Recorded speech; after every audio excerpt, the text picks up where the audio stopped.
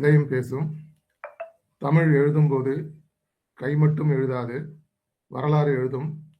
தமிழ் கேட்கும்போது காது மட்டும் கேட்காது, உயிர் கேட்கும்.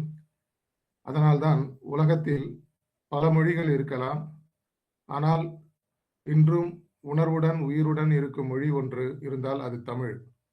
ஒரு எழுத்து பிறக்கும்போது ஒலி பிறக்கிறது, ஒரு ஒலி பிறக்கும்போது இசை பிறக்கிறது, ஒரு இசை பிறக்கும்போது நாகரிகம் பிறக்கிறது. அதுதான் தமிழ். இன்று நாம் ஒன்று கூடி இருப்பது ஒரு சாதாரண நாள் அல்ல, நட்புலரி பயணத்தின் 1171வது நாள். அதுவும் தமிழின் ஒலி அழகை, தமிழின் இலக்கண ரகசியத்தை, தமிழின் இசை இனிமையை நமக்கு நினைவூட்டும் ஒரு தலைப்பு. சா நெடில் நீ குறில். தமிழில் நெடில் இருந்தால் ஓசை நீள்கிறது, குறில் இருந்தால் இனிமை பிறக்கிறது. ஒரு எழுத்தின் நீளம் ஒரு சொல்லின் இசையை மாற்றுகிறது. அதுபோல ஒரு மனிதனின் சிந்தனை ஒரு சமுதாயத்தின் உயரத்தை மாற்றுகிறது. தமிழ் எழுத்துக்கள் மட்டுமல்ல, அவை சிந்தனையின் விதைகள், அவை அறிவின் ஒளிக்கதிர்கள், அவை நாகரிகத்தின் அடையாளங்கள். அந்த எழுத்துக்களின் இனிமையை, அந்த சிந்தனையின் ஆழத்தை இன்றைய தலைமுறையின் உள்ளங்களில் விதைக்க ஒரு திறமையான பேச்சாளர் இன்று நம்மிடையே வருகை தந்துள்ளார். ஒரு நல்ல பேச்சாளர் வார்த்தைகளை மட்டும் பேச மாட்டார், வார்த்தைகளில் உயிரை ஊட்டுவார். ஒரு நல்ல ஆசிரியர் பாடங்களை மட்டும் கற்பிக்க மாட்டார், மனிதர்களை உருவாக்குவார். அப்படிப்பட்ட ஒரு கல்வியாளர் தான் இன்று நம்மிடம் பேச வருகிறார்.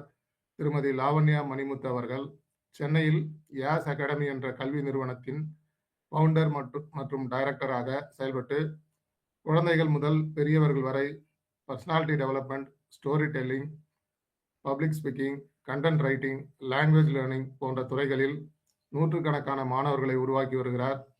MCA, MBA HR, MA Hindi போன்ற உயர்கல்வி தகுதிகளுடன் ஆஸ்பயர் சிஸ்டம் நிறுவனத்தில் சீனியர் என்ஜினியராக 8 ஆண்டுகள் பணியாற்றிய அனுபவம். ஆனால் இயந்திரங்களுடன் வேலை செய்வதை விட மனிதர்களுடன் வேலை செய்வதே அவரது மனம் விரும்பியது. அதனால்தான் கல்வித்துறைக்கு வந்து இன்று நூற்றுக்கணக்கான மாணவர்களின் வாழ்க்கையில் ஒளியேற்றி வருகிறார். 120க்கும் மேற்பட்ட புத்தக விமர்சனங்கள், 600க்கும் மேற்பட்ட மாணவர்களுக்கு பயிற்சி, கவிதை, கதைகள், கட்டுரைகள் என பல இலக்கிய படைப்புகள்.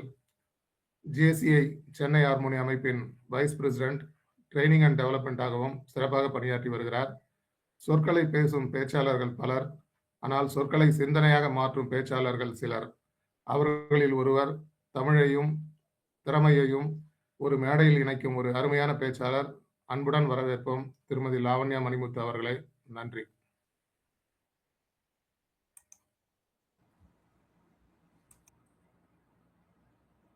அனைவருக்கும் இனிய காலை வணக்கம்.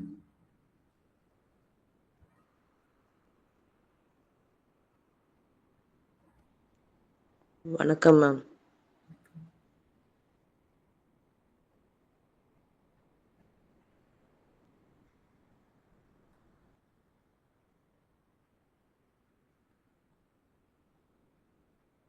பிரசன்டேஷன் எல்லாருக்கும் தெரியுதா?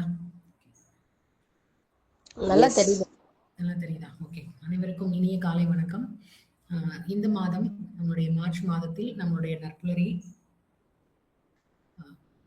இந்த மாதத்திற்கான தலைப்பு சா நீ, அதாவது சிந்தனை. நம்மளுடைய சிந்தனைக்கே நம்மளுடைய நற்புலரி இயக்குனர் விட்டுவிட்டார். ஒவ்வொருவரும் அதை எப்படி கையாள்வது அவர்களுடைய விருப்பம் அப்படின்னு சொல்லி விட்டது வந்து மிகப்பெரிய ஒரு விஷயம். ஏன்னா எப்பவுமே ஒரே தலைப்பின் கீழ் பேசிக் கொண்டிருப்போம். இப்போ மாறுபட்ட சிந்தனை, அதுவே வந்து ரொம்ப சிறப்பான ஒரு விஷயம். ஏன்னா அடுத்து யார் என்ன பேச போறாங்கிறது ஒரு பெரிய சர்ப்ரைஸா இருந்தது. ஒவ்வொருத்தரும் பேசினதும் ரொம்ப சிறப்பான, ஒவ்வொரு நாளும் ஒவ்வொரு விதமான பேச்சு. சிலர் வந்து அந்த அமைதியை வச்சு சாந்தி நிலவட்டும் அப்படிங்கிற மாதிரி அமைதியை கொண்டு வர்றது, சாளரத்தை பத்தி பேசுறது, சாக்ரட்டிஸை பத்தி பேசுறது, சாப்பாடை பத்தி பேசுறது, சாதனைகள் பத்தி பேசுறது அப்படின்னு சொல்லிட்டு ஒவ்வொருத்தரும் ஒவ்வொரு விதமான டைமென்ஷனை கொண்டு வந்தாங்க. அந்த வகையில இன்னைக்கு நான் எனக்கு தோணுன விஷயங்களை உங்ககிட்ட வந்து இந்த சா நீ அப்படிங்கிற தலைப்புல பேசலாம் அப்படின்ட்டு ஒரு ஆசையோட வந்திருக்கேன். இவ்வளோ ஒவ்வொரு நாளும் ஒரு ஆர்வத்தில் தூண்டுகின்ற விதமாக செயல்பட்டு கொண்டிருக்கும் இந்த குழுவினர் அனைவருக்கும் என்னுடைய வணக்கத்தையும் நன்றியையும் இந்த இடத்துல முதல்ல தெரிவிச்சுக்கிறேன். எதை பத்தி நான் பேச போறேன்னு ஏதாச்சும் ஐடியா இருக்கா உங்களுக்கு யாருக்காச்சும்? சா நீ எதுவா இருக்கலாம்? க்ளூ கொடுங்க மேடம். க்ளூவா? அடிக்கடி நம்ம எல்லாருமே செய்யற ஒண்ணு. தூங்குறதா மேடம்? Sorry sir. தூங்குறதா? தூங்குறது. சரிங்க சார். ஓகே. சாப்பிடுறது. ஓகே. இன்னும் ஒரே ஒரு பதில்.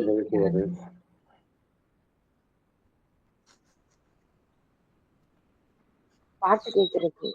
பாட்டு கேட்கறது. சரி சரி, இந்த தலைப்போட ஒட்டி நான் வந்து என்னன்னு சொல்றேன். இதான் இன்றைக்கான தலைப்பு, சாய்ந்து நிற்றல். இது வந்து அடிக்கடி நம்ம எல்லாரும் செய்வோம் இல்லையா? யார் மேலேயாவது சாஞ்சுக்குவோம், இல்லை ஏதாவது ஒரு ஆப்ஜெக்ட் மேலேயோ, இல்லை ஒரு நமக்கு பிடித்தமான மனிதர்கள்கிட்டயோ நண்பர்கள்கிட்டயோ சாய்ந்து நிற்றல் அப்படிங்கிற மாதிரி. அது இதுல என்ன நம்ம வந்து சொல்லலாம் அப்படிங்கிறதா முதல்ல என்னுடைய சிந்தனையா இன்னைக்கு எடுத்துட்டு வந்திருக்கேன்.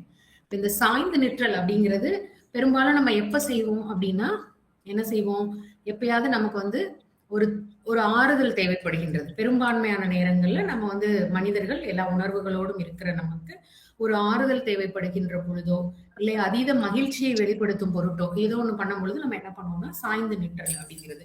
அது ஒரு வகையில ஒரு கம்ஃபர்ட்டை கொடுக்குது அப்படின்னு சொன்னா அது மிகையாகாது. அதனாலதான் அதை அடிக்கடி நம்ம வந்து தொடர்ந்து செஞ்சுட்டு இருக்கோம். அப்போ இந்த இதுல வந்து அப்ப அந்த மாதிரி ஒரு நேரத்துல நம்ம வந்து சாய்ந்து நிற்போம். இல்ல ரொம்ப சோர்ந்து போய் மனம் உடைஞ்சு போய் நம்ம இருக்கோம். அப்ப அது வந்து நமக்கு ஒரு ஒரு சாய்வதற்கு ஒரு தோல் கிடைத்தால் அப்போ வந்து ரொம்ப ஆறுதலா இருக்கும். அந்த மாதிரியான நேரங்கள்ல இருக்கலாம். இல்ல நம்மளுடைய மொத்த அன்பையும் சமர்ப்பிக்கிறோம் யாருக்கோ, அன்பின் மிகையின் வெளிப்பாடாக அந்த சாய்ந்த நிற்றல் இருக்கும். அதுக்கப்புறம் நிறைய இடங்கள்ல இலக்கியங்கள்லையும் கூட இந்த சாய்ந்து நிக்கிறத நம்ம பார்க்கலாம். இப்படி பல வழிகள்ல வந்து இந்த சாய்ந்து நிற்றல் நம்மளுடைய வாழ்க்கையில தொடர்புள்ளதா இருக்கு. இதுல என்ன நமக்கு வந்து இதுல சாதனை கூட பண்ண முடியுமா? சாஞ்சு நிக்கிறதுல சாதனை பண்ண முடியுமா? ஏதாவது பாசிபிலிட்டி இருக்கா? கட்டாயம் இருக்கு மேடம். சார் கட்டாயம் இருக்கு. ஓகே. சாய்ந்த நிற்றல்ல சாதனை பண்ண முடியும் அப்படின்னு சில எடுத்துக்காட்டுகள் தான். முதல்ல வந்து பாத்தீங்கன்னா, இது வந்து ஹாம்ஃப் அப்படிங்கிற ஒரு பான்ஃப் அப்படிங்கிற பூங்கா, ஒரு பார்க், அங்க கனடால இருக்கிற ஒரு மலை. இதுல வந்து என்னன்னா இது சாய்ந்த கோபுரமே tilted. Okay sir, thank you sir, thank you. Tilted mountain அப்படின்னு சொல்றாங்க. இதோடைய உயரம் 2591 மீட்டர். ஆல்பர்டா கனடால இருக்கு. இதோட செடிமெண்டரி ராக்ஸால அந்த ஃபார்ம் ஆன ராக்கோட ஃபார்மேஷன் வந்து டில்டட் ஃபார்ம்ல இருக்கும் அப்படின்னு சொல்றாங்க. சாய்ந்து இருக்கிற மாதிரி அந்த டில்டட் ஃபார்ம்ல இருக்குங்கிறது இது ஒரு இந்த மலைக்கான ஒரு அதிசயமான ஒரு விஷயம். அப்ப இந்த சாய்ந்து நிற்றல் மூலமாக பெருமைப்படுத்தப்படுகிறது, அதன் மூலமாக ஒரு தனித்துவம் வச்சிருக்குது அப்படின்றத சொல்றாங்க. அடுத்து ரமேஷ் சார் சொன்ன மாதிரி பைசா நகர் சாய்ந்த கோபுரம். அப்போ ஒரு சாய்ந்து போனதை வந்து பெரும்பாலும் நம்ம என்ன பண்ணுவோம்னா, அது வந்து சிதலம் அடைஞ்சிருச்சு, இதாயிடுச்சு அப்படின்ற ஒரு பார்வையை மாத்தி அது ஒரு சிறப்பான ஒரு சுற்றுலா தலமாகவும் உலக அதிசயங்களாகவும் இருக்கிறதுக்கு வாய்ப்பு இருக்கா, அது கூட ஒரு பெரிய ஒரு இதை கொடுக்க முடியுமா அப்படின்னா இந்த லீனிங் டவர் ஆஃப் பைசாவை சொல்லலாம். இது வந்து 5.5 டிகிரி கோணத்துல வந்து சாய்ந்திருக்கு. 55 மீட்டர் உயரம், 14,500 டன் எடையை சேர்ந்தது. 12வது நூற்றாண்டு 1173வது வருடம் இது கட்டப்பட்டிருக்கு. இப்ப இதுல வந்து என்னன்னா, கட்டும் பொழுதே வந்து அந்த மண்ணோட இது காரணமாக சாய்ந்திருக்கிறது அப்படின்னு சொல்றாங்க. அதை நிமிர்த்துவதற்காக பல்வேறு இது அதை வந்து பாதுகாக்கிறதுக்காக நிறைய விஷயங்கள் பண்ணியிருக்காங்க. மேல வரைக்கும் பயணிகள் ஏறுறதுனால இதுன்னு சொல்லி நடுவில் கொஞ்சம் தடை பண்ணியிருந்தாங்க. திருப்பி அது எல்லாமே சரி பண்ணி இன்னமும் அது வந்து தன்னுடைய அந்த புகழையும் பேரையும் இன்னும் தக்க வச்சிட்டு இருக்கு அப்படின்னு தான் சொல்லலாம். இப்ப இது வந்து உலக அதிசயங்கள்ல ஒன்னா இருக்கு, வேற எங்கேயோ இருக்கு அப்படின்னு பைசா நகரத்துல இருக்கு அப்படின்னு சொல்றோம். நம்ம ஊர்லயே, நம்ம இந்திய பாரத நாட்டிலேயே ஒரு சிறப்பான ஒரு சாய்ந்ததுக்கு ரொம்ப அதிகமாக புகைப்படம் எடுக்கப்பட்ட ஒரு இதே போல ஒரு சாய்ந்த கோபுரம் இருக்குது. அது யாராவது தெரியுமா? ஷேர் பண்ண முடியுமா? அது என்னன்னு பாத்தீங்கன்னா, நம்மளுடைய வாரணாசி என்று சொல்லப்படுகின்ற காசியில் உள்ள சாய்ந்த ரத்னேஸ்வர் மகாதேவர் டெம்பிள். இது எங்க இருக்குன்னு பாத்தீங்கன்னா, அந்த காசியில இருக்கிற மணிகர்ணிகா காட் அப்படிங்கிற இடத்துல இருக்குது இந்த கோவில். இந்த கோயிலை யார் கட்டினாங்க அப்படிங்கிறதுக்கு நிறைய கதைகள் இருக்கின்றது.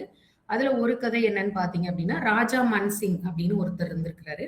அவரு தன்னுடைய தாயின் மேல் உள்ள அதீத அன்பின் காரணமாக நமக்காக எவ்வளவோ அம்மா செஞ்சிருக்காங்க, அவங்களுக்காக ஏதாவது செய்யணும் அப்படின்னு நினைச்ச ஒரு காரணத்தினால அவர் வந்து ஒரு கோயிலை கட்டினாரு. கட்டிட்டு ரொம்ப பெருமையோட இது வந்து தாய் அன்ப வெளிப்படுத்துற விதமா நான் கட்டியிருக்கேன் அப்படின்னு, அந்த கடன அடைச்சுட்டேன் அப்படிங்கிற மாதிரி சொல்லும் பொழுது, தாயுடைய அன்பின் கடன வந்து நம்ம அடைக்கவே முடியாதுன்ற மாதிரி, அத இது பண்றதுக்காக இந்த கோயில் சாஞ்ச மாரி இருக்கு அப்படின்னு சிலர் சொல்றாங்க. அதுக்கப்புறம் ஆலியா பாய் அப்படிங்கிற உங்களோட ஒரு பெரிய ராணி இருந்திருக்காங்க. அவங்களுடைய வேலைக்கார பெண் ரத்னாபாய்ங்கிற பொண்ணு வந்து ஒரு கோவில் கட்டுனா. அந்த கோவில்ல வந்து சாமிக்கு ரத்னேஸ்வர்ன்னு அவளுடைய பேரை வச்சுட்டான்ற கோபத்துல அந்த ஆலியா பாய் வந்து சாபம் விட்டுட்டாங்க. அதனால இந்த கோயில் வந்து சாய்வு நிலையிலே இருக்கு அப்படின்னு சொல்றாங்க. இது அதிகமாக புகைப்படம் எடுக்கப்பட்ட ஒரு கோபுரம் அப்படின்னு சொல்லலாம். இதோடைய அதாவது ஒரு யுனிக்னஸ் அப்படின்னு. இப்ப ஜியாகிரபிக்கலாவும் நிறைய சயின்ஸ் ரீதியா அதோட காரணங்களை பார்த்தோம் அப்படின்னா, அவங்க கட்டும் பொழுதே அந்த இது வந்து ரொம்ப பள்ளத்துல கட்டியிருக்காங்க அப்படிங்கிறது ஒரு விஷயம். அது போக அது கங்கை ஆற்றோட இதுல இருக்கிறனால வேகமாக கங்கை பெருகி வருகின்ற பொழுது அது அடியில இருக்கிற அந்த மண்லாம் வந்து அரிச்சுக்கிட்டு அந்த ஒரு பக்கம் சாஞ்சிருச்சு. அதனால முக்காவாசி நாள் இந்த கோவிலோட கர்ப்ப கிரகமானது, அந்த சிவலிங்கம் இருக்கும் இடமானது வந்து தண்ணிக்குள்ளே தான் இருக்கும். அதுக்குள்ள போய் தான் பூஜை பண்ணுவாங்க அப்படின்லாம் சொல்றாங்க. அப்போ இது வந்து இப்போ கட்டும் பொழுதே அப்படி லோ லையிங் ஏரியால கட்டினால அப்படி இருக்கு அப்படின்ற மாதிரியும் சொல்றாங்க. பல்வேறு கதைகள் வந்து இதை ஒட்டி இருக்கு. இப்ப இது சாய்ந்த நிலையிலிருந்து சாய்ந்து நிற்றல் மூலமாக அதோடைய தனித்துவத்தை எடுத்துக்கொள்கிற ஒரு கோவில் அப்படின்னு சொல்லலாம் நம்ம.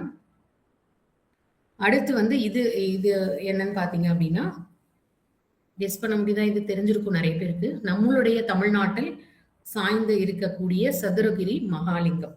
இந்த சதுரகிரி அப்படிங்கிறது வந்து விருதுநகர் பக்கத்துல இருக்கிற ஒரு கோவில். ரொம்ப ஃபேமஸா மலையில இருக்கு. அதனால வந்து பெரும்பாலும் அனுமதி வந்து ரொம்ப ரேரா தான் கொடுப்பாங்க. அந்த சில சிறப்பான நாட்களுக்கு மட்டும்தான் அதற்கான அனுமதி எல்லாம் வழங்கி ரொம்ப பாதுகாப்போட போக வேண்டிய ஒரு இடம்.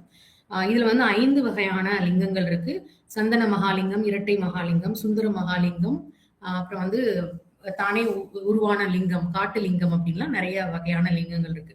அதுல இந்த ஒரு லிங்கம் மட்டும் என்ன அப்படின்னா சாஞ்சிருக்கு அப்படிங்கிற ஒரு இதுல சொல்றாங்க அந்த சுந்தர மகாலிங்கம். ஏன் அப்படின்னா அதுக்கும் நிறைய விதமான கதைகள். ஒண்ணு வந்து என்னன்னா, யாழ் இசைத்த ஒரு தேவர்கள் அங்க இதுல இருந்த ஒருத்தர் வந்து அதன் மூலமாக காதல் வயப்பட்டு அந்த பெண்ணை கல்யாணம் பண்றாரு. அதுக்கு சாபமா 2 பேரும் பூமியில வந்து பிறக்குறாங்க.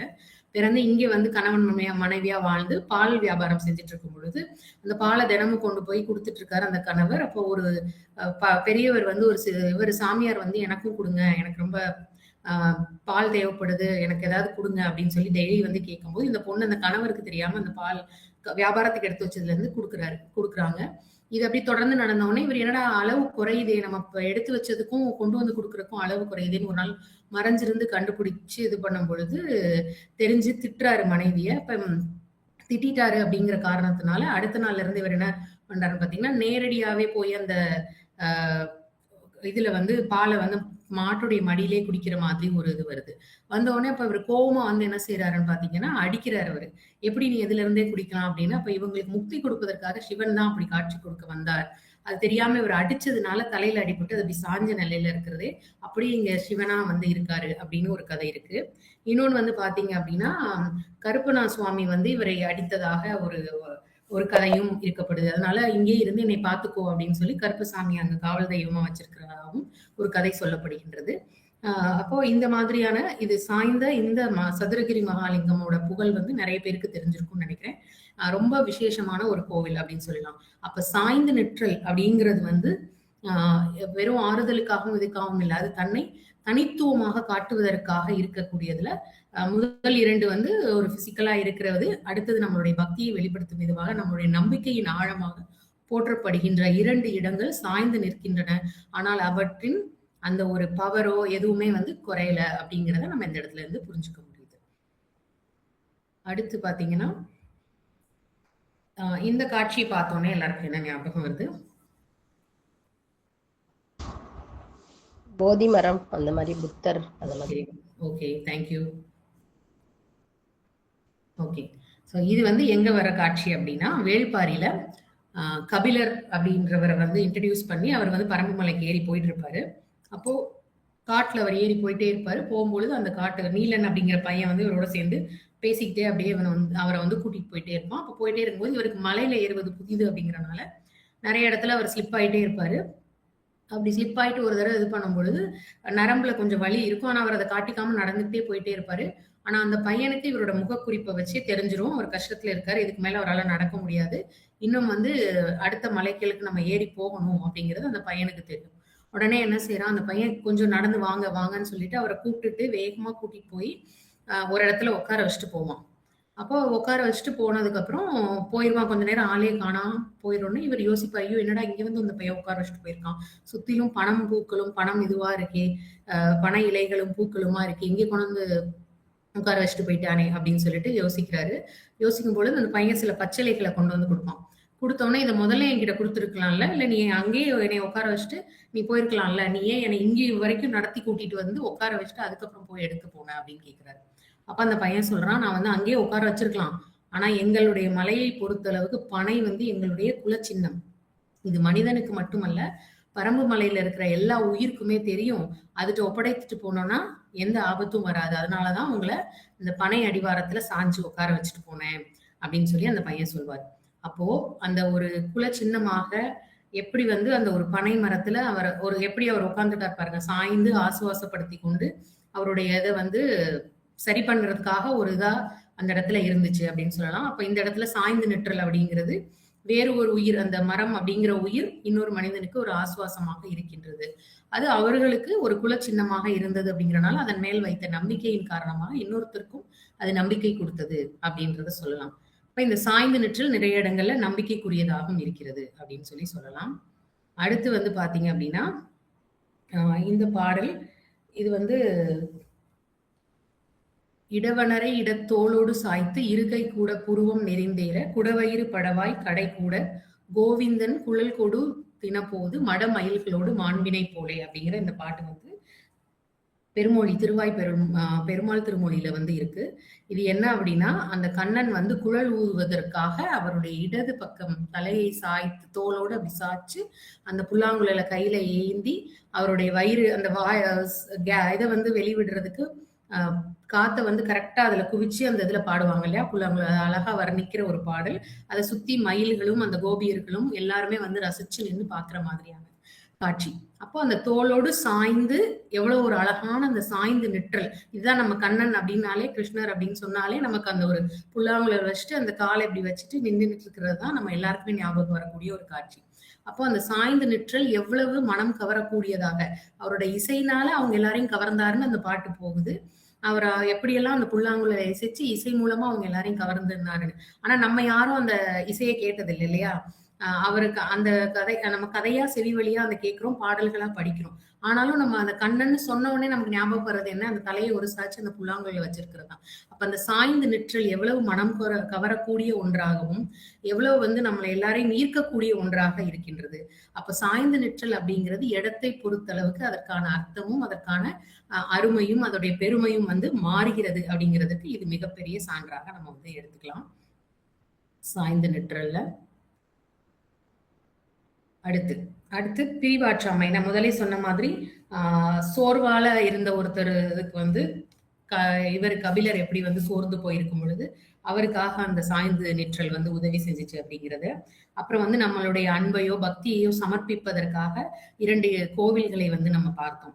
நம்மளுடைய பக்தியையும் இதையும் சமர்ப்பிக்கிறதுக்காக சாய்ந்து நின்று நமக்காக காட்சி கொடுக்கின்ற அந்த இதை வந்து பார்த்தோம். அடுத்ததான் வந்து இலக்கியத்துல நிறைய இடங்கள்ல இந்த சாய்ந்து நிற்றல் வந்திருக்கு. அது எதை பெரும்பான்மையா குறிக்குது அப்படின்னு பாத்தீங்கன்னா, பிரிவாற்றாமை அப்படிங்கிற ஒரு விஷயம். பிரிவாற்றாமை அப்படின்னா தலைவன் தலைவியை பிரிந்து இருக்கும் பொழுது அதை பத்தி நிறைய பாடல்கள் நம்ம வந்து நிறைய இலக்கியங்கள்ல நம்ம வந்து பார்த்திருப்போம்.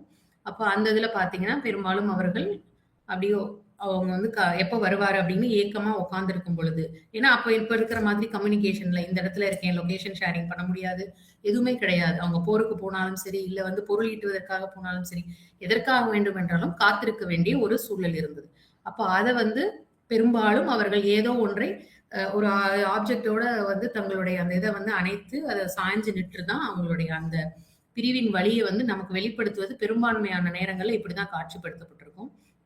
இல்ல தலைவன் பிரிஞ்சு போறானா அதை கூட அவங்க என்ன பண்றாங்க, சில இடங்கள்ல அவங்க போற வரைக்கும் மறைஞ்சு நின்று பாக்குற மாதிரி, இது பண்ற மாதிரி, அவங்களுடைய வருகை எதிர்பார்த்து காத்திருக்கிற மாதிரி இந்த பிரிவாற்றாமை சங்க இலக்கியங்கள மிக முக்கிய இடம் வகிக்கின்றது அப்படின்னு நம்ம சொல்லலாம்.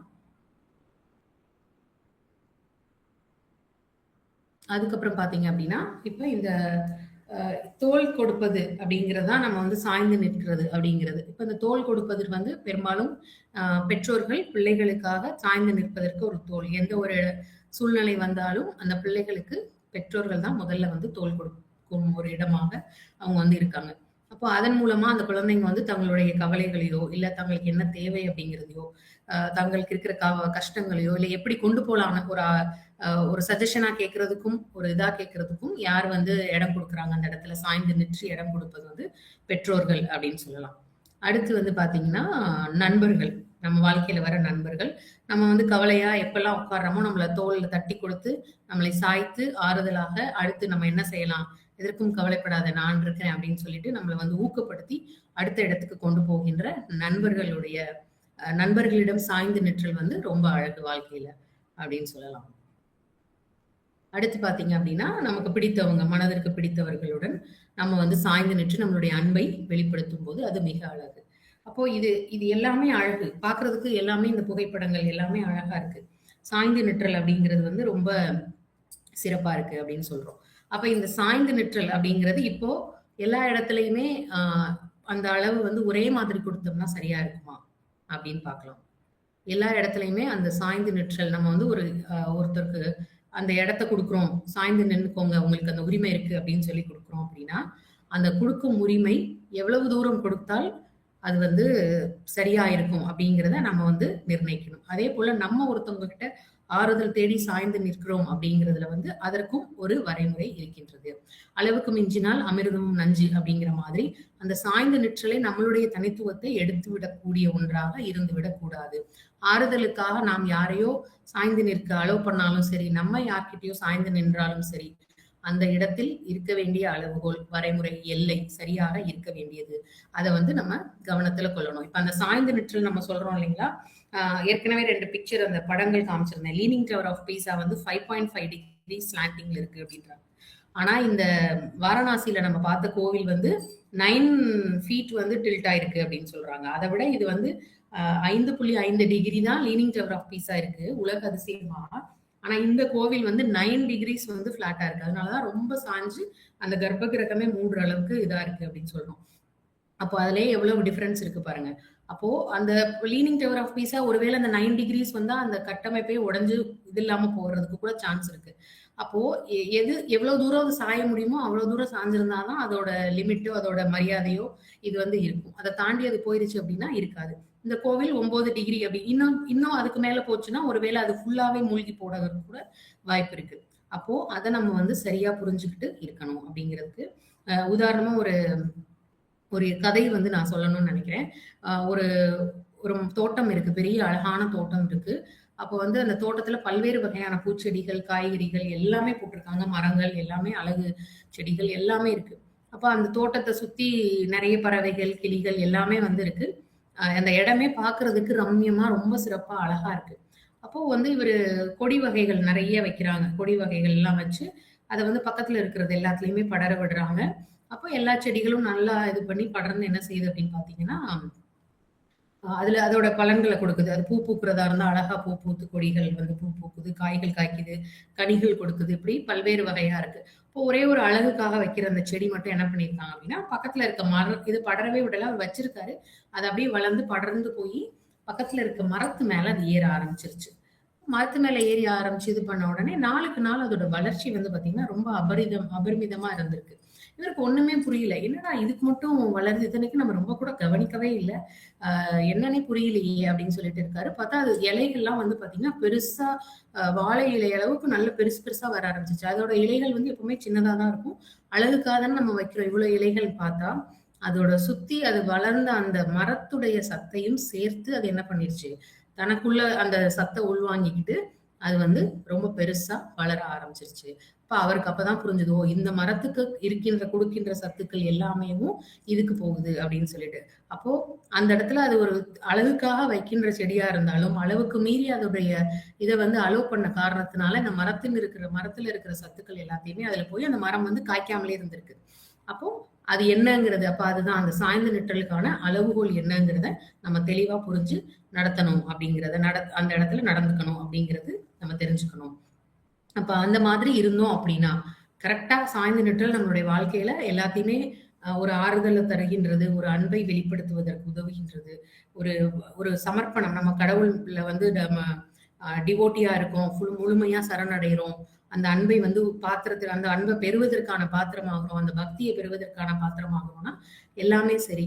அது ஆனா எல்லாத்திற்குமான அளவுகள் என்ன அப்படிங்கிறத தெரிஞ்சுக்கிட்டு யாருக்கு கொடுக்கணும், யார்கிட்ட இருந்து நம்ம பெறணும் அப்படிங்கிறத தெரிஞ்சுக்கிட்டு இருந்தா எப்படி இந்த நிறைவு பகுதியில இருக்கிற இந்த பிக்சர்ல இருக்கிற அந்த தாத்தா சந்தோஷமா துள்ளி குதிக்கிறாரோ, அது மாதிரி நம்மளும் நம்மளுடைய வாழ்க்கையில் பல வெற்றிகளையும், சந்தோஷங்களையும் அனுபவிக்கலாம் அப்படின்னு சொல்லி சிறப்பான வாய்ப்புக்கு நன்றி கூறி விடைபெறுகின்றேன். நன்றி, வணக்கம்.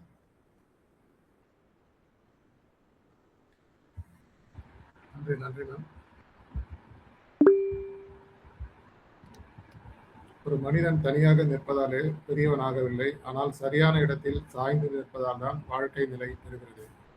அன்புடைய இன்றைய நட்புலரி மேடையில் திருமதி லாவண்யா மணிமுத்து அவர்கள் எடுத்த தலைப்பு சாய்ந்து நிற்றல். இந்த மாதம் நாம் ஒவ்வொரு நாளும் வித்தியாசமான தலைப்புகளை பேசிக் கொண்டிருக்கிறோம். ஆனால் இன்று அவர் எடுத்த இந்த தலைப்பு வாழ்க்கையின் நிஜமான உணர்ச்சியை நமக்கு நினைவூட்டியது. உலகத்திலிருந்து எடுத்த அழகான எடுத்துக்காட்டுகள். அவர் சொன்ன கனடாவின் அல்பர்டா மலை, அதற்கு பிறகு இத்தாலியின் உலக புகழ்பெற்ற பைசா கோபுரம், 16ஆம் நூற்றாண்டில் கட்டப்பட்ட அந்த 56 மீட்டர் உயர கோபுரம் கட்டும்போதே சாய்ந்தது. ஆனால் அதுவே இன்று உலக அதிசயம். அதுபோல் நம் இந்தியாவில் வாரணாசி ரத்னேஸ்வரர் கோபுரம் கங்கை நீரின் ஓட்டத்தாலும் புவியியல் காரணங்களாலும் சாய்ந்துள்ளது. இது ஒரு பெரிய உண்மையை சொல்கிறது. சாய்வு என்பது பலவீனம் இல்லை, சில நேரங்களில் அதுதான் தனித்துவம். ஆன்மீகம் மற்றும் வரலாறு. தமிழ்நாட்டின் சதுரகிரி சுந்தரமகாலிங்கம், வேல்பாரி கபிலர் கதைகள், ஒரு சிறுவன் பனைமரத்தில் சாய்ந்து நின்ற போது போல, ஒரு மரம் இன்னொரு மரத்திற்கு ஆதரவாக இருப்பது போல, வாழ்க்கையிலும் மனிதன் சில நேரங்களில் சாய்ந்து நிற்க வேண்டிய தருணங்கள் இருக்கின்றன. வாழ்க்கை உண்மை. துக்கம் வந்தால் நாம் அன்பில் சாய்ந்து, அல்லது சோர்வு வந்தால் நாம் நண்பர்களில் சாய்ந்து நிற்கிறோம். குழந்தைகள் பெற்றோரின் தோளில் சாய்ந்து வளர்கிறார்கள். அதனால்தான் ஒரு அழகான உண்மை, வாழ்க்கையில் எல்லோரும் நிமிர்ந்து நிற்பதில்லை, ஆனால் சரியான மனிதரிடம் சாய்ந்து நிற்பவர்கள் தான் வெற்றி பெறுகிறார்கள்.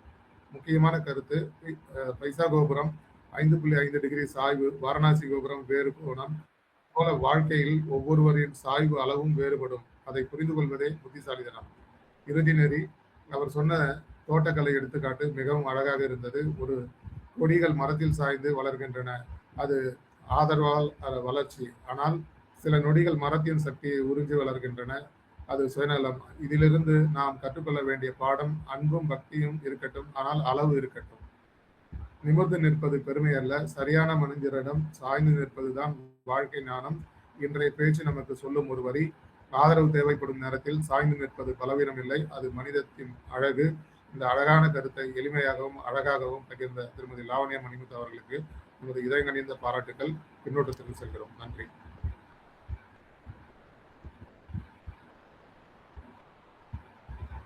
சார். ஃபர்ஸ்ட் ஹேண்ட் ரைஸ் பண்ணவங்க ஸ்டார்ட் பண்ணுங்க. ரமேஷ் சார், யாரு? வணக்கம் சார். நற்புலரி அனைவருக்கும்.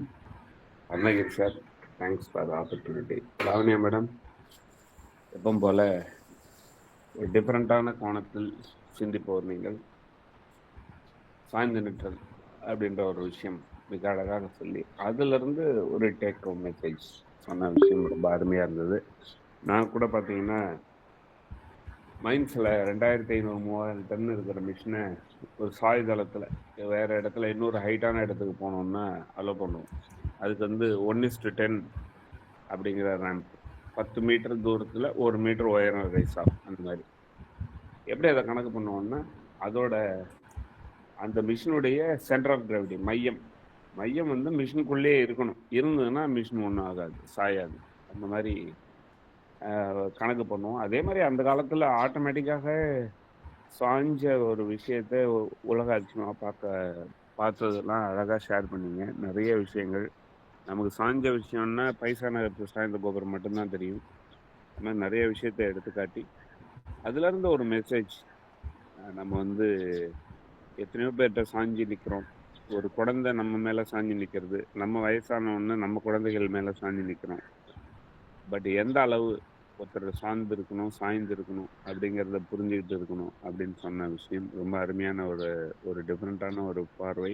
ரொம்ப நல்ல புரிதல் இருந்தது, நல்ல பாடங்கள், ரொம்ப அருமையான ப்ரெசன்டேஷன், நல்ல பிபிடி, சூப்பர். Thank you madam. நன்றி நன்றி சார். அடுத்தது கோமதி மேம் உங்களுடைய பின்னோட.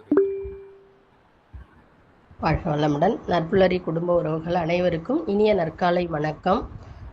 அருணகிரி சாரோடைய தமிழுக்காகவே இப்போ இதுக்குள்ளே வர மாதிரி இருக்குது நான். ஏன்னா எனக்கு தமிழ் மொழி ரொம்ப பிடிக்கும். ஏன்னா இப்போ எல்லாருமே நம்ம இன்க்ளூடிங் மை செல்ஃப் இந்த ஒரு தங்கிலீஷ் தான் பேசிக்கிட்டு இருக்கோம். கம்யா கோயா அப்படின்னு தான் பேசிகிட்டு இருக்கோம். அது தவிர்க்க முடியாமல் ஆயிடுச்சு.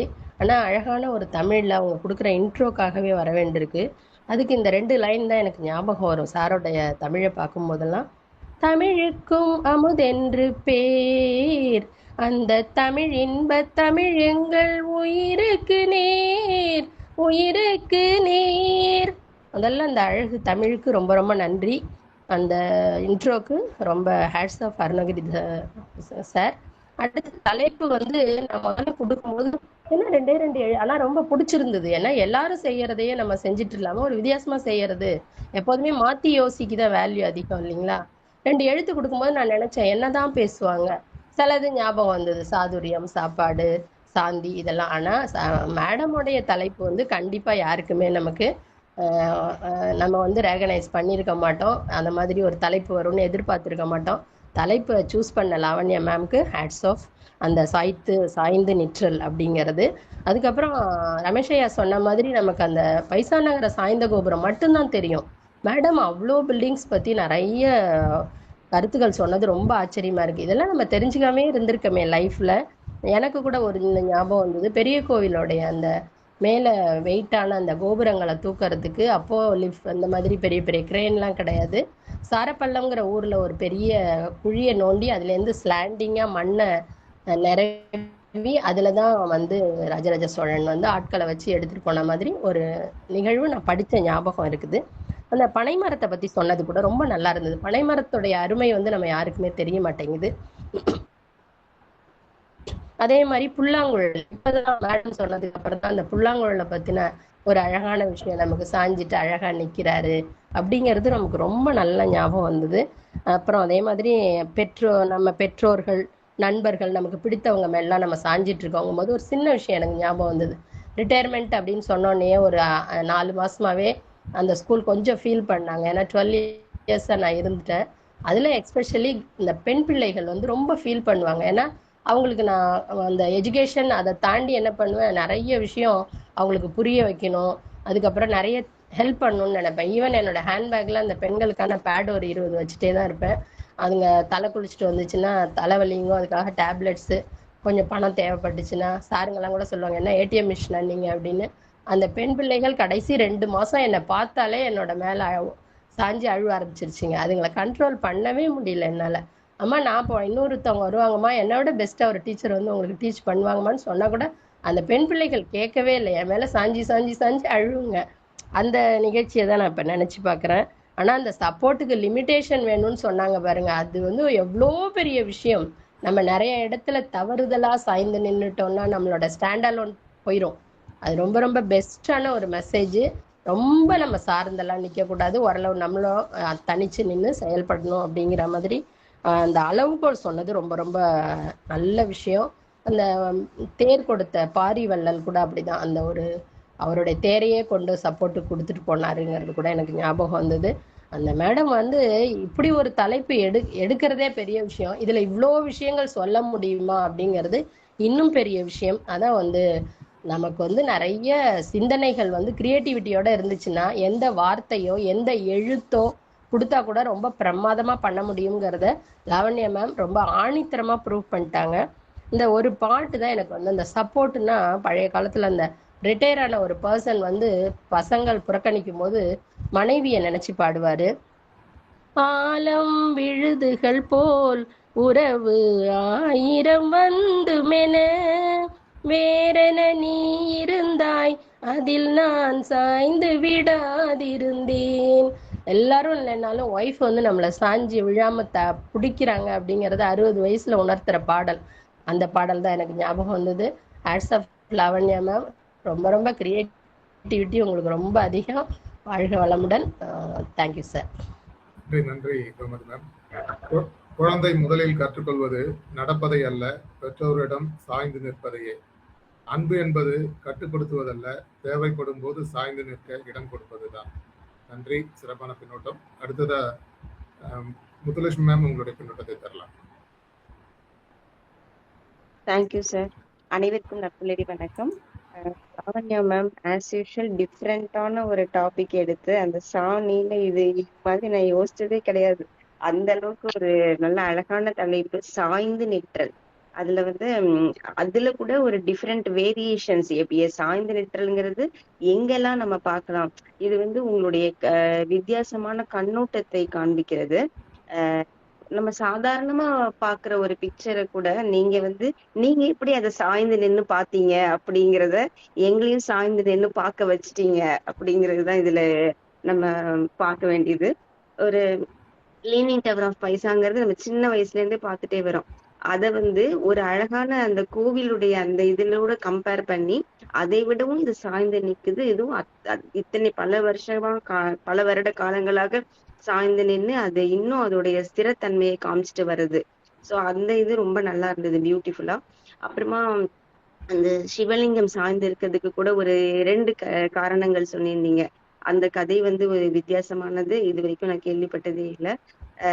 இதெல்லாம் வந்து தெரிஞ்சுக்கிறது ரொம்ப கஷ்டம். ஏன்னா டக்குன்னு நம்ம போட்ட உடனெல்லாம் வராது.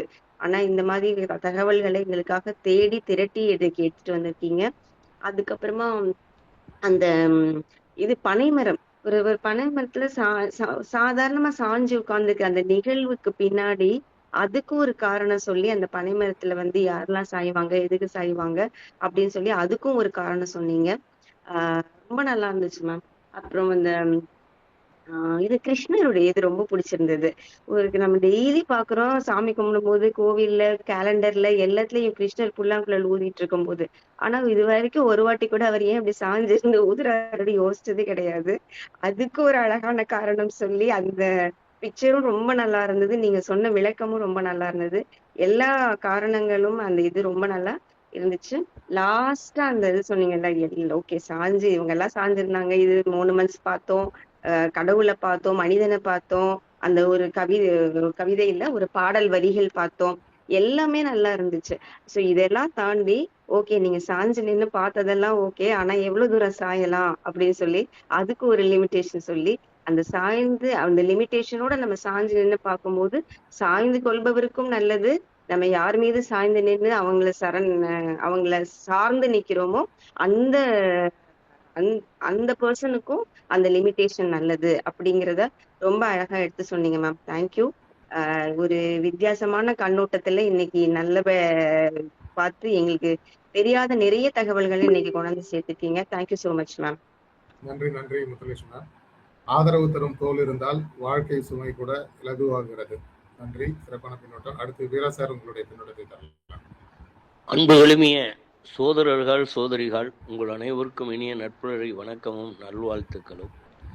இன்றைய பொலிவாளர் நமது சகோதரி அவர்கள் மணிமுத்து, லாவண்யா மணிமுத்து, நான் இதை வந்து போன ஒரு இதுலேயும் சொன்னேன், பேர்லேயே பாருங்க மணியையும் முத்தும் எங்கே தேடி முத்து தேடுதல்ங்கிறது எங்கெங்கெல்லாம் தேடி இந்த செய்திகளை கொண்டு வந்தாங்கிறதுக்கு அந்த முத்தை கண்டுபிடிக்கிறது அவ்வளோ ஈஸி இல்லை, எடுத்துக்கிட்டு வர்றது.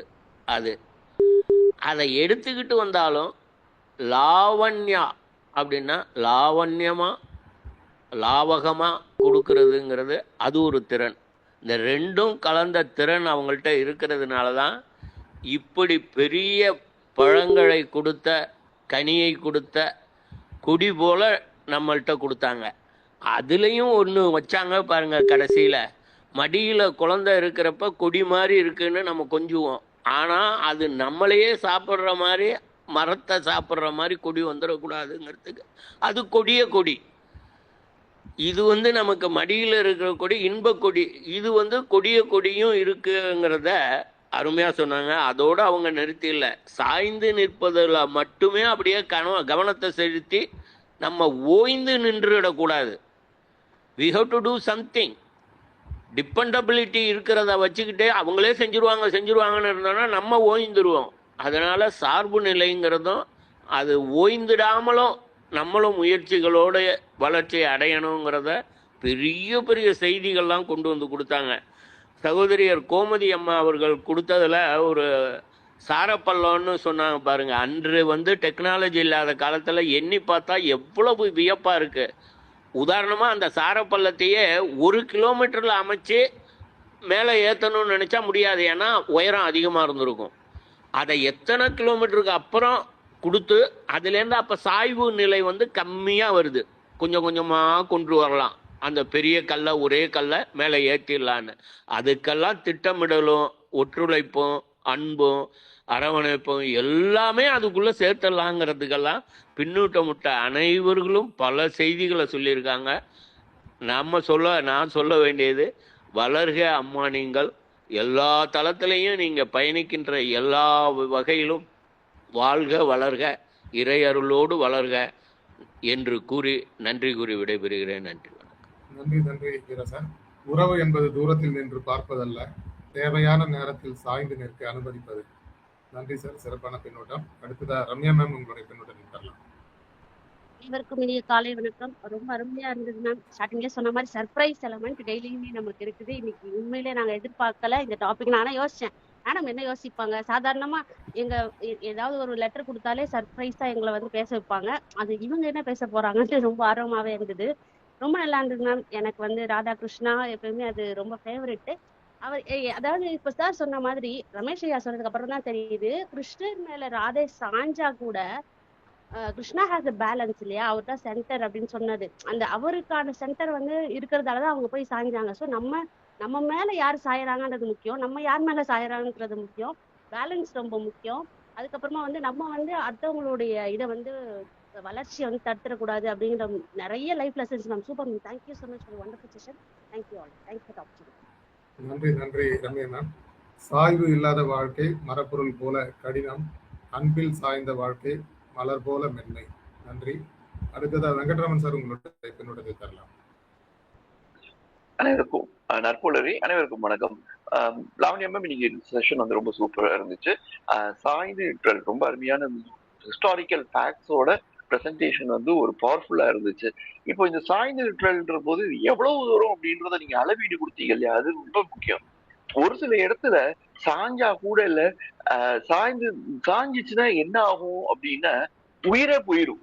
அதுக்கு நமக்கு எல்லாருக்கும் தெரிஞ்ச கதை தான் இந்த கதை. கோவலன் கண்ணகி கதை. மதுரைக்கு வர்றாங்க, மதுரைக்கு வந்தப்போ அங்க கோவலனை கொண்டு வாருங்கள் சொல்லி இந்த கோவலன் போட்டல் பக்கத்துல இருந்து நான் பேசிக்கிட்டு இருக்கேன். அந்த இடத்துல போட்டு தள்ளிட்டு போட்டதுட்டு ஐயா, அதாவது அந்த சாய்ந்து நிக்கிறதுனால, சாஞ்சு நின்று கேட்டதுனால வந்த வினையா பாத்தீங்களா, அதுல சரியா கேட்காம போய் சரியா போடாம போய் சரியா போட்டாங்க. அப்போ அவன் வெட்குற்றம் சாய்ந்தோடனே யானோ அரசன் யானைகள்வன் சொல்லி அந்த இடத்துல தன்னோட உசிரியை அப்படி ஏன்னா சாஞ்சிடுச்சுன்றதான் அங்க சொல்றாங்க. சாய்ந்து நின்று யாரு பக்கமும் சாயக்கூடாது சில இடத்துலன்றது அந்த இடத்துல ரொம்ப அழகா நீங்க வலியுறுத்தி சொன்னீங்க. நம்ம இதுல தராசு சின்னத்தோட ஒரு தேவதை நிக்கிறது, அவங்க யாரு பக்கமும் சார்பு இல்லாம சாய்ந்து நிற்க கூடாதுன்றத அவங்க கண்ணை கட்டிக்கிட்டே தன்னுடைய தீர்ப்பை வழங்குறாங்க அப்படின்னு சொல்லுவாங்க. அப்ப இந்த மாதிரி சார்பு நிலை சாய்ந்து நிற்றல்ன்றதெல்லாம் எப்பவுமே நமக்கு இருக்கு அப்படின்றத நமக்கு தெரிஞ்சுக்கலாம். இத நம்ம இது பத்தி சொல்லும் போது கூட ஆழ்வார்களையே இல்லையா, ஒரே ஒரு பெண்ல இருந்தவங்க ஒருத்தவங்கதான், அவங்கதான் ஆண்டாள். அவங்க சொல்லும் போது ஒரு பாட்டுல சொல்றாங்க, நாங்க உங்ககிட்ட வந்துட்டோம், நாங்க கேட்கிறோம், நாங்க நிறைய அப்ப மனு கொடுக்கறதுன்றது இப்ப புதுசு இல்ல, முன்னாடி காலத்திலயே இருக்கு. நாங்க கொடுத்திருக்கோம், அத நேரடியா பாத்துறாத. ஏன் அப்படின்னா அந்த சிங்கத்துல மேல உட்கார்ந்து இருக்க நீ நேர பார்த்தனே எங்க கண்ணை எரிச்சிருவ, அத சைடு வழியா பார்த்து கடைக்கன் பார்வை பாரு அப்படின்னாங்க. அதே மாதிரி நீங்க ரொம்ப அழகா சொன்னீங்க பனைமரம். எங்களுக்கு தெரிஞ்சதெல்லாம் இல்ல, திரைப்படத்தோட தொடர்புடைய பனைமரம் தான் தெரியும். நான் என்னுடைய கல்லூரி பருவத்துல இருக்கும்போது எங்களுக்கு தெரிஞ்சதெல்லாம் பனைமரத்துல ஒவ்வாளு எங்களுக்கே சவாலு அப்படின்னு சொல்ற அந்த தான் தெரிஞ்சிச்சு. ஆனா நீங்க அதை தாண்டி சொன்ன விஷயங்கள், பனைமரத்தின் சிறப்புகள் பல அப்படின்னு இருக்கும்போது அத நம்ம நகைச்சுவா சொல்லலாம் கூட, அதை இல்ல அதுக்கும் ஒரு அளவு இருக்கு, ஒரு ஆற்றல் இருக்குன்றத ரொம்ப அழகா சொன்னீங்க. இன்னைக்கு எனக்கு ஒரு சந்தேகம் வந்துருச்சு. லாவண்யா மேம் ஒரு பக்கம் ஸ்பீச் முடிச்சுட்டாங்க, மணியை பார்த்தேன் 6:03. யாரும் இன்னொரு தொடர்ந்து பேசிக்கிட்டே இருக்காங்க. அது யாரு அப்படிங்கும்போது இன்னைக்கு கோமதி மேம் கொடுத்த விஷயங்களா இருக்கட்டும், அவங்க பாட்டு பாடினதா இருக்கட்டும், மனதிற்கு நிகழ்ச்சியாகவும் அவங்க பக்கம் சாய்ந்து நின்று இருந்துருச்சு அப்படின்றது மனசு. இப்ப மனசு சாயலாம், தப்பே கிடையாது. ஏன்னா ஒரு தலைவன் தலைவியை பார்க்கும்போது ஒரு தலைவியின் கடைக்கண் பார்வை சாய்ந்து நின்றால் மலையை கூட புரட்டி விடலாம் சொல்லி நிறைய கவிதை எல்லாம் நம்ம பார்த்துட்டு இருக்கோம். அது இல்லைன்னா விண்வெளியை தாண்டி போறோம்னு சொல்றாங்க. அப்ப சாய்ந்து நிற்றல் ரொம்ப அவசியமான ஒண்ணுதான். சில இடத்துல சாயக்கூடாதுன்றதையும் ரொம்ப அழகா வலியுறுத்தி சொல்லியிருக்கீங்க. ரொம்ப நன்றி மேடம், வாழ்த்துக்கள். நன்றி நன்றி வெங்கட்ராமன் சார். வாழ்க்கை பயணத்தில் தோள் கொடுக்கும் மனிதர்கள் தான் உண்மையான சொத்து. சாய்ந்து நிற்கும் உறவு இல்லாத வாழ்க்கை வேறு இல்லாத மரம் போல. நன்றி, சிறப்பான பின்னோட்டம். அடுத்து சுனிதா மேம் உங்களுடைய பின்னோட்டத்தை தரலாம். Thank you sir. அனைவருக்கும் காலை வணக்கம். மேடம் சூப்பராக இருந்துச்சு. டிஃப்ரெண்ட்டான தலைப்பு. நாங்கள் ஒரு மாதமாக புரட்டி புரட்டி யோசித்திருக்கோம் நிறைய தலைப்புகள். ஆனால் சாய்ந்து நிற்றலை எங்களுக்கு ஸ்ட்ரைக் ஆகாத ஒரு தலைப்பு. எல்லாரும் சொல்கிற மாதிரி நீங்கள் டிஃப்ரெண்ட்டாக யோசித்து பேசியிருக்கீங்க. பேசின விதமும் ரொம்ப கொண்டு போன விதமும் ரொம்ப அழகாக இருந்தது மேம். நிறைய ஹிஸ்டாரிக்கல் ஸ்டோரிஸ் உண்மையான தகவல்களை தேடி எடுத்து எங்களுக்காக ப்ரெசென்ட் பண்ணீங்க. முத்துலட்சுமி மேடம் சொன்ன மாதிரி இது எங்களுக்கு படக்குன்னு போட்ட உடனே இதெல்லாம் வராத தகவல்கள்.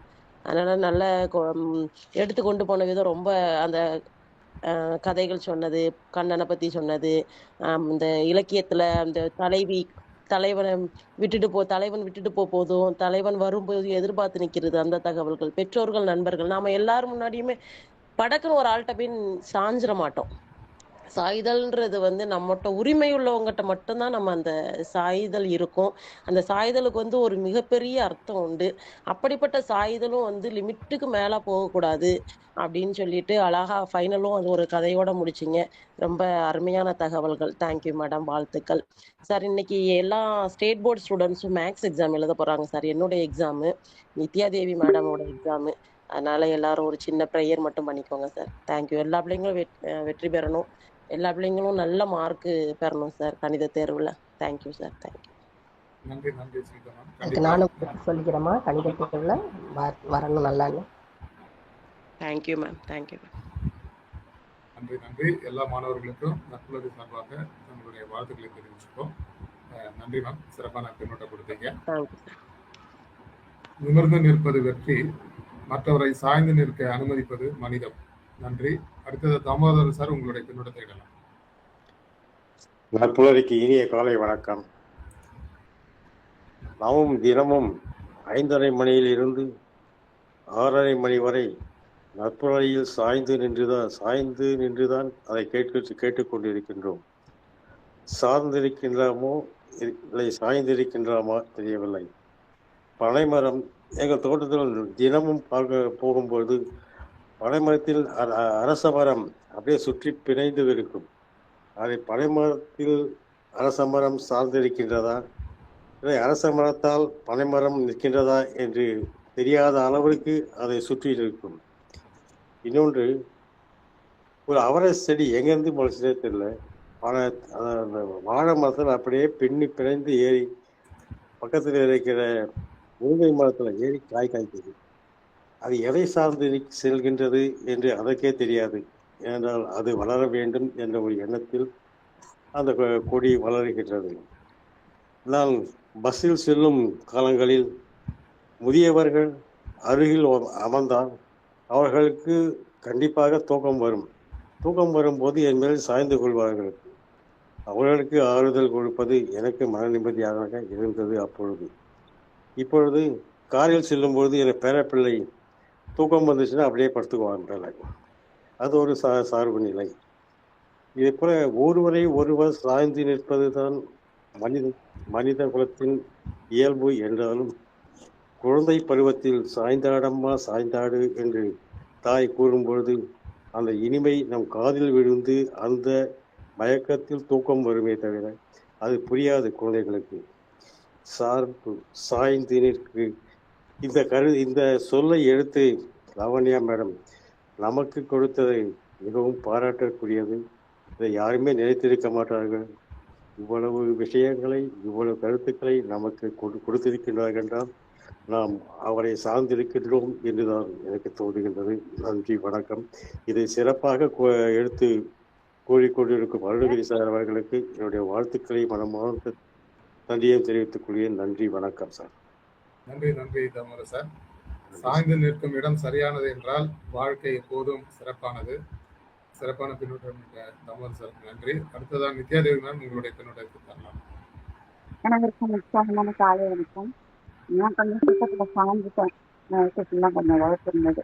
ரொம்ப அருமையான தலைப்பு எடுத்திருக்காங்க. Super super. சாய்ந்து நிற்கிறோமா சார்ந்து நிற்கிறோமா எல்லாத்தையும் யோசிச்சு பார்க்கணும். ரொம்ப அழகா சொல்லியிருக்காங்க. எல்லா கருத்துக்களுமே ரொம்ப அருமையா இருந்தது. இந்த மாணவர்களுக்கும் வாழ்த்துக்கள் சொன்ன அனைவருக்கும் நன்றிகளையும் சொல்லிக்கிறேன். ரொம்ப சூப்பர் மேம். வேணாமே கலக்கிட்டீங்க. வாழ்த்துக்கள். நன்றி, வணக்கம். வாழ்த்துக்கள். நன்றி நன்றி மேம். வாழ்க்கை பைசா நகரத்து கோபுரம் போலதான். சில சாய்வுகள் தான் நம்மை தனித்துவமாக்குகிறது. நன்றி. சிறப்பான பின்னூட்டங்களுக்கு நன்றி தெரிவித்து நிமிஷம் இன்னைக்கு பயிற்சி எழுதுற எல்லா மாணவர்களுக்கும் வாழ்த்துக்கள். சுனிதா மேம், கண்டிப்பா உங்களுடைய உழைப்புக்கு உரிய ஊதியம் கிடைக்கும். அனைத்து மாணவர்களுமே வெற்றி பெற்று முயற்சி கிடைக்கும். நன்றி, வணக்கம். Hello sir. Yes ma'am. சரி. அனைவருக்கும் காலை வணக்கம். மேடம் லாவண்யா மேடம், உங்களுடைய கிரியேட்டிவான அந்த டாபிக் வந்து ரொம்ப எல்லாருக்கும் ஒரு பெரிய ரிஃப்ளெக்ஷனை கிரியேட் பண்ணிட்டு எல்லாரும் சூப்பராக உங்களுக்கு இது லிஸ்ட் அவுட் பண்ணாங்க பாருங்க. நீங்கள் என்ன சொன்னீங்களோ அது எல்லாமே வந்து ஒரு ரிஃப்ளெக்ஷன் ஆஃப் வேர்டு. நீங்கள் சிந்திச்சு ஒரு விதமாக இருந்தாலும் இவர்கள் எல்லாம் பல மாதிரி சிந்திச்சு உங்களுக்கு ஃபீட்பேக் கொடுத்துட்டாங்க. உங்களுடைய ஹார்ட் ஒர்க் ரொம்ப நல்லா இருந்தது மேம். அண்ட் ஆல்சோ நீங்கள் யாருங்கிறத சார் வந்து அழகாக லிஸ்ட் அவுட் பண்ணார். சென்னையில் நீங்கள் என்ன பண்ணிட்டு இருக்கீங்க அப்படின்னு. ஸோ அதெல்லாம் ஒரு சாதாரண விஷயம் கிடையாது. ஒரு மல்டி டாஸ்க் ஒர்க்கை நீங்கள் பண்ணிட்டு இருக்கீங்க. Great ma'am. ஜெஜிமனா நீங்கள் வந்து உங்களுடைய நினைக்கிற விதத்தில் மேலே போகணும் அப்படிங்கிறது எங்களுடைய அனைவருடைய வாழ்த்துக்கள், என்னுடைய வாழ்த்துக்களும். Thank you ma'am. And Sunita ma'am, thank you so much. Maths எவ்வளோ கடினமானது, அதை நான் எப்படி பயன்படுத்திட்டு இருக்கேங்கிறது எனக்கு தெரியும். நீங்களாம் அதில் வாழ்ந்துக்கிட்டு இருக்கீங்க, பல பேரை உருவாக்கிக்கிட்டு இருக்கீங்க. பப்ளிக் எழுதுகிற பிள்ளைங்க நல்லா இருக்கணுங்கிறதுக்கு நம்ம தளத்தில் நீங்கள் கண்டிப்பாக உங்களுடைய உழைப்புக்கு இத்தனை பேருடைய அன்பு பிரார்த்தனை எல்லாருக்கும், உங்கள் பசங்க எல்லாரும் நல்ல முறையில் மார்க் வாங்கணுமா எல்லாருக்கும் விஷ் பண்ணணும். நாங்களும் கடவுளுக்கு வேண்டிக்கிறோம். Thank you so much. நன்றி நன்றி மேம். தனியாக நிமிர்ந்து நிற்பதை விட சரியான மனிதரிடம் சாய்ந்து நிற்பது வாழ்க்கையின் ஞானம். நன்றி. அடுத்தது சிவகணி மேம் உங்களுடைய பின்னோட்டத்தை தரலாம். அனைவருக்கும் வணக்கம். இன்னைக்கு தேர்வு எழுதக்கூடிய மாணவர்களுக்கு மனமார்ந்த வாழ்த்துக்கள். அடுத்த லாவண்யா மேம் ரொம்ப சிறப்பாக சொன்னீங்க. ஃபஸ்ட்டு எடுத்ததையுமே வரலாறுல தொடங்கி கடைசியில் வாழ்க்கையில் எப்படி நம்ம இருக்கணும் அப்படிங்கிறத அழகாக கொண்டு போய் ஒவ்வொரு உதாரணங்களோட ரொம்ப தெளிவாக எடுத்து சொன்னீங்க. அதை ஒட்டி நிறைய உதாரணங்களோட மக்களும் வந்து நிறைய கோட் பண்ணாங்க. அதுதான் ஹைலைட்டுன்னு சொல்லலாம். ஸோ நம்ம ஒரு வார்த்தையை சொல்லிடுவோம், அதுக்கப்புறம் நம்ம என்ன விஷயங்கள்லாம் வருது டக்குன்னு உடனே தேடி சொல்கிறது அப்படிங்கிறது வேற. நம்ம மனசுலேருந்து அப்படியே வர்றது அது வந்து அதோட ஒப்பிட்டு சொன்ன விஷயங்கள் எல்லாமே நல்லா இருந்துச்சு. அனைவருக்கும் வாழ்த்துக்கள். ஒரு சின்ன கவிதை. சாய்ந்த கோபுரம் சரித்திரமானது, சாய்ந்த கோபுரம் சரித்திரமானது, ஆய்ந்து செயல்பட அழகாய் மாறலாம். ஆறுதல் தேடிட சாய்தலே துணையாய், ஆறுதல் தேடிட சாய்தலே துணையாய், மாறுதலாகிடும் மனத்தையும் மாற்றிட. இயற்கையின் சாய்விலே கற்போம் ஏராளம், இயற்கையின் சாய்விலே கற்போம் ஏராளம், இணைந்துமே வாழ்ந்திட இயல்பாய் கடக்கலாம். இறைவனின் சாய்விலே இசையும் தோன்றுமே, இறைவனின் சாய்விலே இசையும் தோன்றுமே, உறைந்திடு உனக்குள்ளே உலகமும் நிறைவாய். தலைமுறை தாங்கிடும் வளமாய் வாழவே, தலைமுறை தாங்கிடும் வளமாய் வாழவே, நிலைகளும் மாற்றிடும் நினைவாய் நின்றிட, நிலைகளும் மாற்றிடும் நினைவாய் நின்றிட. சுமைகளும் மறைந்திட சுவடினை தொடர்ந்திடு, சுமைகளும் மறைந்திட சுவடினை தொடர்ந்திடு. இமைகளை விரித்திட இமயமும் தொடலாம், இமைகளை விரித்திட இமயமும் தொடலாம். சாய்வுகள் மாறிட அல்வழி ஆகுமே, சாய்வுகள் மாறிட அல்வழி ஆகுமே, நல்வழி சாய்ந்திட நல்லறம் ஆகுமே, நல்வழி சாய்ந்திட நல்லறம் ஆகுமே. வாய்ப்பிற்கு நன்றி சார். நன்றி. தேங்க்யூ. நன்றி சார். Sivagani ma'am, thank you. அன்பு கட்டுப்படுத்துவது மட்டுமல்ல, தேவைப்படும் போது சாய்ந்து நிற்க இடம் கொடுப்பதும் உண்மையான அன்பு. சிறப்பான பின்னூட்டம். இப்போது என்கால் மெசேஜ் போகிறோம். நவநீதவல்லி மேம், அனைவருக்கும் இனிய நட்புலரி வணக்கம். வித்தியாசமான தலைப்பு, நிறைய நல்ல தகவல்கள். நன்றி, வாழ்க வளமுடன். டி சிவகுமாரன் சார், சிறப்பு, அருமை, வாழ்த்துக்கள் ma'am. Thank you ma'am and sir. Lavani ma'am போட்டிருக்காங்க. Major Narayanan sir, unique perspective. Lavanya ma'am, refreshing take on the topic. In call messages over. Kannan Rajan sir, அருமையான உரை, அதற்கு சமமான பின்னூட்டங்கள். லாவணி மேம் தேங்க்ஸ் சொல்லியாச்சு. மேம் உங்களுடைய ஏற்புரையை தரலாம். Okay sir, thank you all so much. ஏன்னா இந்த பெர்ஸ்பெக்டிவ் வந்து டிஃப்ரெண்ட்டாக திங்க் பண்ணுறது, யூஸ்வலாக நமக்கு தெரிஞ்சதே இது பண்ணிட்டு இருக்கிறதுக்கு புதுசாக ஒன்று ட்ரை பண்ணும்போது நம்மளும் நிறைய அதை எக்ஸ்ப்ளோர் பண்ணுவோம் அப்படிங்கிறத இந்த தலைப்பை வச்சு நான், ஏன்னா முன்னாளாக திங்க் பண்ணிட்டு இருந்தேன், டேட் சொல்லிட்டோம், ஆனால் என்ன கொடுக்குறதுன்னு நேற்று ஈவினிங் வரைக்கும் எனக்கு என்னென்னமோ வேர்ட்ஸ் நானும் எழுதி பார்க்குறேன், எனக்கு எதுவுமே செட் ஆன மாதிரி ஒரு தோணல. சடனாக எனக்கு இது ஃபிக்ஸ் ஆச்சு. அப்படியே அதுக்கப்புறம் தான் அது சம்பந்தமான விஷயங்களை தேடி எடுக்கும்போது இப்போது அதுக்கு இவ்வளோ விஷயங்களை சேர்த்து எல்லாரும் சொன்னது வந்து ரொம்ப நிறைவாக இருந்துச்சு. சரி, ஓகே, நம்ம எடுத்தது வந்து நிறைய பேருக்கு டக்கு டக்குன்னு அவங்களோட மைண்டை வந்து க்ரியேட்டிவாக ஒர்க் பண்ண வச்சிருக்கு, திங்ஸ் எல்லாம் நமக்கு ஸ்டோர் பண்ணி வச்சதெல்லாம் எடுத்துகிட்டு வர வச்சிருக்கு அப்படின்னு எனக்கு பொழுது ரொம்ப சந்தோஷமாக இருந்தது. இந்த சாய்ந்த நிற்றல் வந்து எல்லாருமே அந்த ஃபைனல் பாயிண்ட் வந்து நான், ஏன்னா அதுதான் இல்லையா, எல்லாமே அழகு தான் அப்படிங்கிறத தாண்டி அதுலேருந்து என்ன நம்ம எடுத்துக்கிறோம் அப்படிங்கிறத புரிஞ்சுக்கணும். அதையும் எல்லாருமே அழகாக ரிசீவ் பண்ணி சொன்னீங்க. So thank you so much. இன்னைக்கு மேக்ஸ் எக்ஸாம் எழுதுகிற பசங்க எல்லாருமே சூப்பராக எழுதிட்டு, அந்த teachers Sunita ma'am, maths teachers யாரெல்லாம் இருக்கீங்களோ, வேற நித்யா மேம், வேற யாரும் மேக்ஸ் டீச்சர்ஸ் இங்கே இருக்கீங்களான்னு எனக்கு தெரியல, எல்லாரோட ஸ்டூடெண்ட்ஸும் சூப்பராக எழுதி உங்களுக்கும் பெருமை சேர்க்கணும், அவங்களுக்கும் அவங்க வாழ்க்கையிலும் பெரிய லெவலுக்கு வரணும் அப்படின்ற வாழ்த்துக்களையும் சொல்லி வேண்டுதலையும் சொல்லி விடைபெறுகிறேன். நன்றி, வணக்கம். நன்றி, நன்றி மேம். மீண்டும் ஒரு முறை அனைத்து மாணவர்களுக்கும் நம்மளுடைய வாழ்த்துக்களை தெரிவித்து இந்த இனிய நிகழ்வு உலக மக்களின் நன்மைக்கான கூட்டு பிரார்த்தனை கூட நிறைவுக்கு வருகிறது. உலகின் எல்லா உயிர்களையும் படைத்த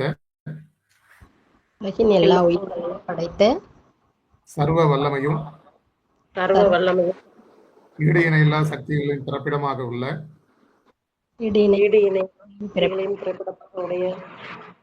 இயற்கை பேராற்றலே, இயற்கை பேராற்றலின் மாபெரும் சக்தியாக, இயற்கை பேராற்றலின் மாபெரும் சக்தியாக, எங்களின் ஆழ்மன நம்பிக்கையாக, எங்களின் ஆழ்மனத நம்பிக்கையாக, எங்களுக்குள் பெருக்கெடுத்து ஓடும் நேர்மறை ஆற்றலே, எங்களுக்குள் பெருக்கெடுத்து ஓடும் நேர்மறை ஆற்றலே, அனுதினமும் உற்சாக ஊற்றாயிருந்து, அனுதினமும் உற்சாக ஊற்றாயிருந்து, நாங்கள் அனைவரும் சகல ஐஸ்வர்யங்களுடன், நாங்கள் அனைவரும் சகல ஐஸ்வர்யங்களுடன் ஆனந்தமயமான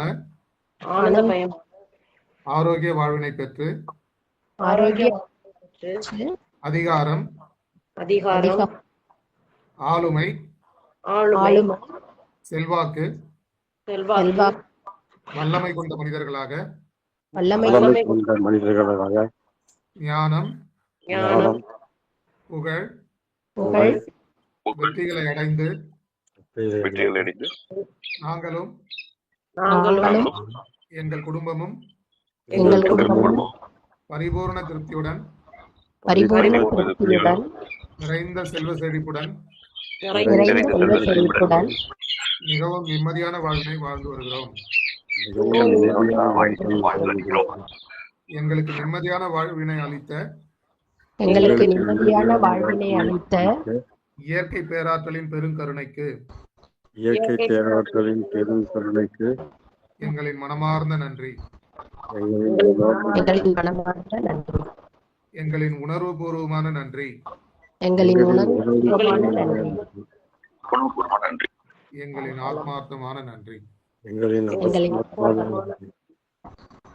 நன்றி, நன்றி. நன்றி, நன்றி, வாழ்க வளமுடன் சார்.